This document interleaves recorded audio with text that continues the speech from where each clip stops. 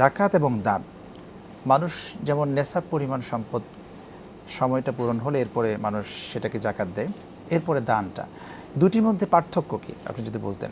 আলহামদুলিল্লাহ ওয়াসসালাতু ওয়াসসালামু আলা রাসূলিল্লাহ ওয়া বাদ। অত্যন্ত চমৎকার একটি বিষয়।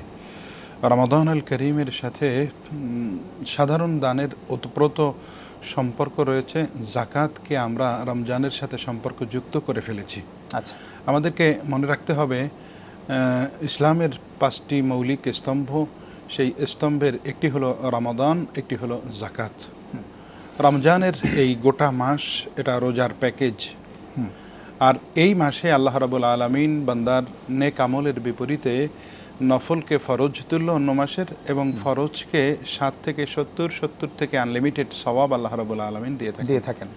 ফলে মুসলিম উম্মাহ এই সওয়াব অর্জনের জন্য জাকাত আদায়ের বর্ষপূর্তিকে, রমজানকে ধরে নিয়েছে যে রমজানে যদি আমরা আমাদের বর্ষপূর্তির হিসাবটা করি তাহলে সওয়াব অধিকতর পাওয়া যায়। একই সঙ্গে দরিদ্র অসহায় যারা আছে তাদের কাছে ঈদের আনন্দটা, রমাদানের আনন্দ, সাহারি ইফতারের যেই আয়োজন, এটা যেন সহজ হয়, সুন্দর হয়। সেজন্য আল্লাহ রাব্বুল ইজ্জত ওয়াল জালাল পবিত্র কোরআন আল কারীমের শুরুর দিকে আল্লাহ সুবহানাহু ওয়া তাআলা কোরআনের অথেন্টিসিটি ঘোষণা করে কোরআন হুদাল্লিল মুত্তাকিন এটা ঘোষণা করেছেন যে মুত্তাকিদের জন্য এই কোরআন হেদায়েত।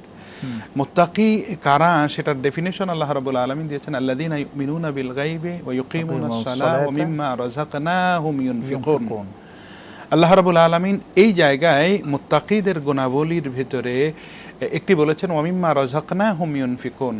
রাব্বুল আলামিনের পক্ষ থেকে যারা যেই রিজিক প্রাপ্ত হয়েছে, যতটুকুন সম্পদের মালিক হয়েছে, সেই জায়গা থেকে দ্বীনের জন্য, ইসলামের জন্য, আল্লাহর সন্তুষ্টির জন্য, আল্লাহর সৃষ্টি জগতের জন্য যার যেমন সম্পদ আছে সেটার থেকে চাহিদা, মানে তার ইচ্ছা মতো কিছু আল্লাহর রাস্তায় ব্যয় করবে। এটা হলো সাধারণ দান, সাধারণ সাদাকা। আর আল্লাহ রাব্বুল আলামিন একটা ম্যান্ডেটরি দান বা ম্যান্ডেটরি সাদাকা, যেটাকে পবিত্র কোরআন আল কারীমে জাকাত হিসেবে অভিহিত করা হয়েছে। সালাত একটা পঞ্চস্তম্ভের অন্যতম, সালাতের সাথে জাকাতের বর্ণনাও আল্লাহ রাব্বুল আলামিন দিয়েছেন। আল্লাহ সুবহানাহু ওয়া তাআলা বারংবার পবিত্র কোরআনে বলেছেন আকিমুস সালাহ ওয়া আতুজ যাকাহ।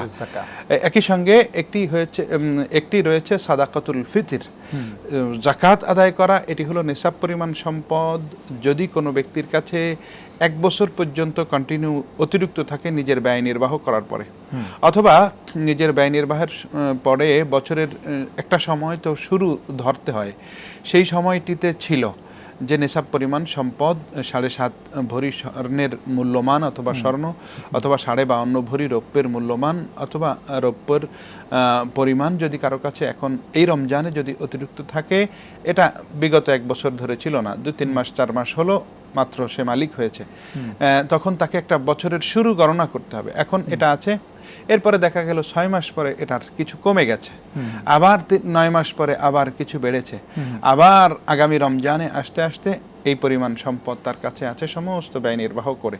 বছরের শুরুতে ছিল, মাঝে ছিল, কখনো ছিল না, আবার শেষে এসে আছে। এমনও যদি হয় তাহলে এই সম্পদের উপরে শতকরা 2.5% হারে জাকাত আদায় করতে হবে। এটা হলো ম্যান্ডেটরি, এটা হক, এটা দিয়ে দিতে হবে।